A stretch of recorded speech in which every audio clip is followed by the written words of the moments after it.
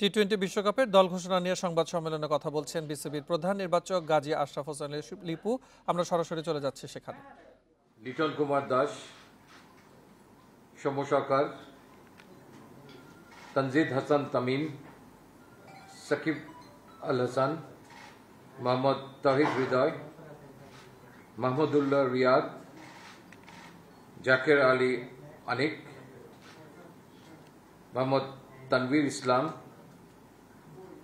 শেখ মাহাদি হাসান, মোহাম্মদ রিশাদ হুসেইন, মোহাম্মদ মুস্তাফিজুর রহমান, মোহাম্মদ শরীফুল ইসলাম এবং তনজিম হাসান সাকিব। এই দলটির সঙ্গে ট্রাভেলিং রিজার্ভ হিসেবে দুজন খেলোয়াড় যাচ্ছেন। তারা হচ্ছেন হাসান মাহমুদ এবং আফিফ হোসেন ধ্রুব। এবং উল্লেখ্য যে বিশ্বকাপের আগে ইউএসের সঙ্গে আমাদের 3টি টি-20 ম্যাচের সিরিজ আছে, সেখানে এই দলের সঙ্গে সংযুক্ত দুজন ট্রাভেলিং রিজার্ভও সেখানে অংশগ্রহণ করবে। ধন্যবাদ।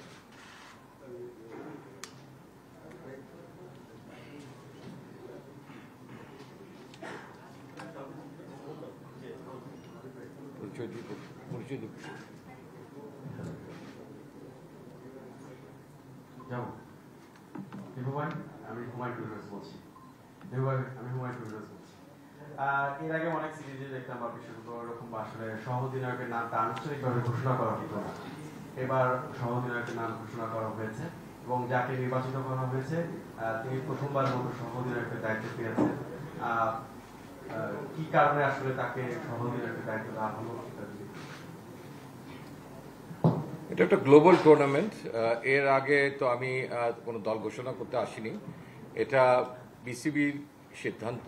বাংলাদেশ ক্রিকেট বোর্ড থেকে আমাদেরকে অবহিত করা হয়েছে যে তারা ক্যাপ্টেন এবং ভাইস ক্যাপ্টেন হিসাবে তাসকিন আহমেদকে নির্বাচিত করেছেন।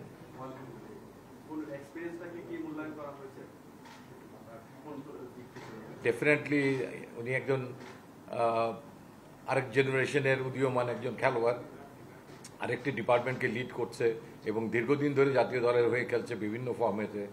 তো সেজন্য তাকে হয়তো ডিজার্ভিং ক্যান্ডিডেট মনে করেছে বাংলাদেশ ক্রিকেট বোর্ড, সে কারণেই তাকে এটা নির্বাচন করা হয়েছে।